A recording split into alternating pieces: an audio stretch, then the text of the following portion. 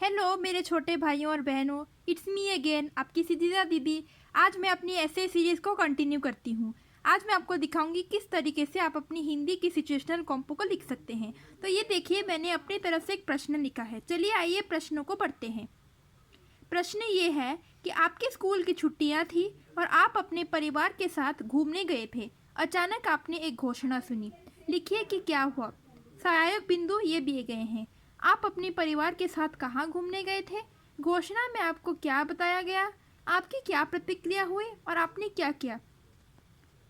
तो ये देखिए, इस तरीके से मैंने सबसे पहले क्वेश्चन में आपको पढ़ा। उसके बाद मैंने जो कीवर्ड्स है, छुट्टियां थी, परिवार के साथ घूमने गए थे, अचानक घोषणा सुनी, तो ये हुआ कीवर्ड्स।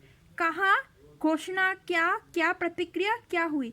तो सबसे पहले जब आप प्रश्नों को पढ़ेंगे, पढ़ने के बाद आप उसके कीवर्ड्स को ज़रूर हाईलाइट कर दीजिएगा। अब चलिए मैं आपको दिखाती हूँ लिखने की विधि, यानी कि स्टेप्स ऑफ राइटिंग। तो सबसे पहले प्रश्नों को ध्यान से पढ़िए और उसमें दिए गए मुख्य शब्दों को, यानी कि कीवर्ड्स को पढ़िए, जो मैंने अभी आपको बताया, हाईलाइट कर सकते हैं आप। उसके बाद सहायक बिंदु को पढ़िए, जो हेल्पिंग पॉइंट दिए गए हैं उसको पढ़िए और उनका उत्तर देकर अपना ऐसे का जो प्लान है वो बनाइए। ऐसे प्लान करने से क्या होता है, आप इस तरीके के क्वेश्चन में आपका आंसर जो है वो फोकस्ड रहेगा और आपको ज़्यादा मार्क भी मिलेंगे। और तीसरा है, समय का उपयोग इस प्रकार से करें। टाइम मैनेजमेंट में बार बार आपको रिमाइंड कर दूं, एक बार फिर बता दूं कि टाइम मैनेजमेंट एग्जाम में बहुत ही ज़्यादा इंपॉर्टेंट है। तो आइए देखते हैं टाइम मैनेजमेंट आप किस प्रकार से कर सकते हैं। 2 मिनट आप लगाएंगे प्रश्न प्लस सहायक बिंदु को पढ़ने के लिए। 5 मिनट आप अपने ऐसे को प्लान कीजिए। 5 मिनट आप अपने उत्तर चेक करने के लिए लगाइए और बाकी के जो समय है आप उसमें अपने निबंध को लिखिए, उसमें निबंध को लिखिए। अब चलो मैं आपको दिखाती हूँ मेरा ऐसे प्लान। तो मैंने इस तरीके से बनाया है, जिसको बोलते हैं बर्गर मेथड। तो बर्गर का जो पहला बन है वो कहाँ है, तो कहाँ हम घूमने गए थे। तो मैंने 3 जगह को प्लान किया था, भारत, चीन और जापान। तो मैंने लिखा है जापान में हम टोक्यो गए थे चेरी फेस्टिवल देखने। क्यों गए थे? क्योंकि मुझे अच्छे अंक परीक्षा में मिले थे और पापा हम सभी को जापान लेकर गए और हम खुशी से पुराना समय। तो ये देखिए, यहाँ पे मैंने मुहावरे का इस्तेमाल किया है और मैंने बताया है कि मेरी इमोशन जो है वो कैसी है। अब चलते हैं दूसरे बिंदु पर, घोषणा। घोषणा किस बारे में थी? भूकंप आने वाला है, चेतावनी देते हुए एक घोषणा आई जियोलॉजिकल डिपार्टमेंट से। अब चलते हैं तीसरे बिंदु पर, प्रतिक्रिया प्लस मैंने क्या किया। मैंने हिम्मत नहीं हारा, मैंने हौसला रखा और मैंने सेफ्टी डील में भाग लिया था पहले स्कूल में, इसलिए उस जानकारी का उपयोग मैंने दूसरों की मदद करने में लगाई।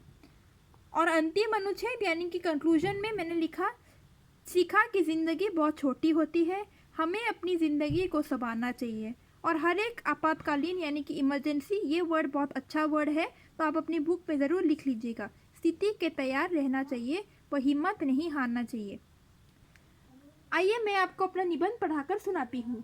जापान में भूकंप। जून की छुट्टियाँ को मैं कभी नहीं भूल सकता, क्योंकि मैं भूकंप में बाल बाल बच गया। मैं सौभाग्यशाली था कि मेरा बाल भी बांका ना हुआ। तो ये देखिए,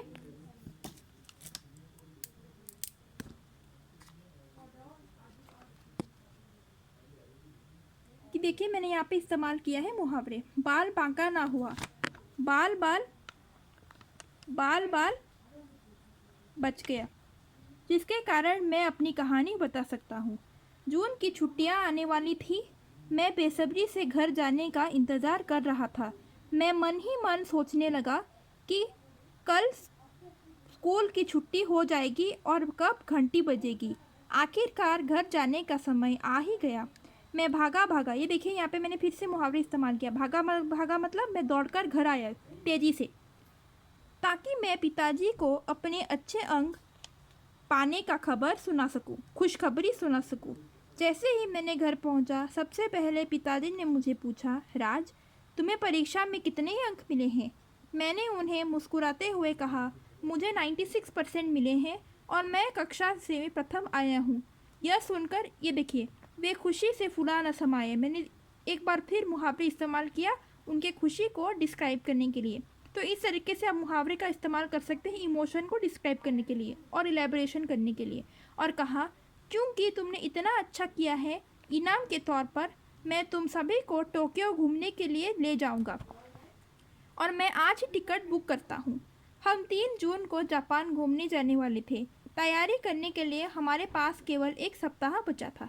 हम सभी ने अपनी कमर कस ली। ये देखिए, मैंने यहाँ पे फिर से मुहावरे का इस्तेमाल किया है। कमर कस ली का मतलब है कि हमने सब तेज़ी से तैयार कर लिया और बहुत मेहनत की।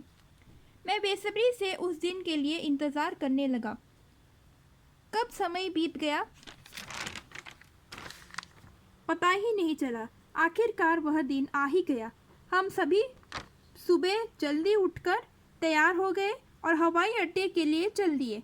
रास्ते में समय काटने के लिए हम सभी ने गप्पे हाँके। गप्पे हाँके मतलब हमने गप्पे किया।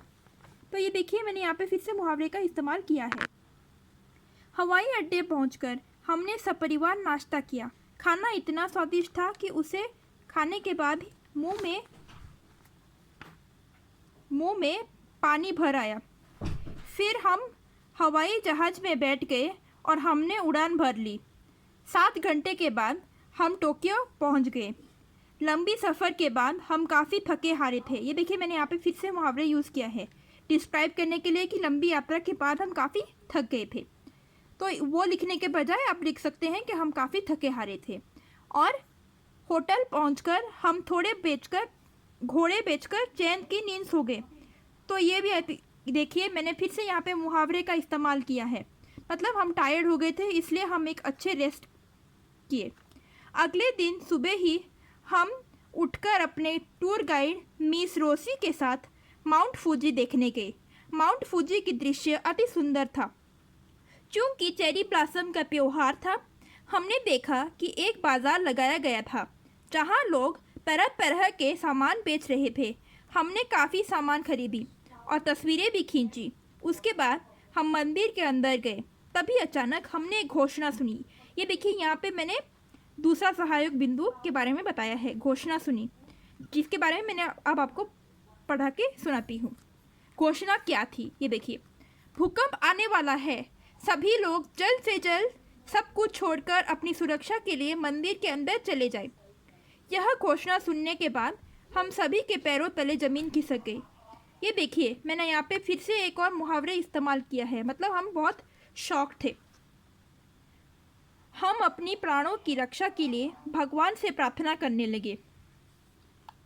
मैंने हिम्मत नहीं हारा और अपना हौसला बनाए रखा ताकि मुझे मेरे स्कूल में सिखाए गए आपातकालीन ड्रिल, इमरजेंसी ड्रिल के बारे में याद आया। उसमें हमें सिखाया गया था कि आपातकालीन परिस्थितियों में हमें क्या करना चाहिए। मैंने अपनी जान की परवाह किए बिना मिस रोसी एवं लोकल रेस्क्यू टीम के साथ मिलकर अपने परिवार एवं अन्य लोगों के सुरक्षित जगह तक पहुंचाया और उन्हें सर पर बांधने के लिए कफन दिया, जिससे कि वे अपनी जान की सुरक्षा कर सके। हम सभी ने उन्हें मेज़ के नीचे छुपने का आदेश दिया और सभी लोगों को रेडियो, खाना, कपड़ा, ये देखिए, खाना कपड़ा मतलब बेसिक नेसेसिटीज़, यहाँ पे मैंने फिर से मुहावरे का इस्तेमाल किया है, वह फर्स्ट एड किट दिया जिससे वे अपनी चोट पर मलहम लगा सके। मैंने देखा कि भूकंप पूरे 7 मिनट तक रहा और सभी इमारतें एकदम कांच की तरह टूटकर बिखर गई या चकनाचूर हो गई। ये देखिए, मैंने यहाँ पे एक और फ्रेज़ यूज़ किया है डिस्क्राइब करने के लिए कि मैंने क्या देखा और सीन किस तरीके से इमारत नष्ट हो गई।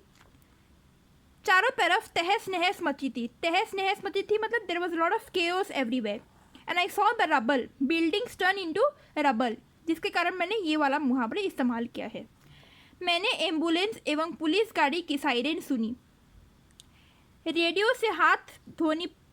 रेडियो पर अधिकारियों ने बताया कि भूकंप के कारण कई लोगों ने अपनी जान से हाथ धोनी पड़ी।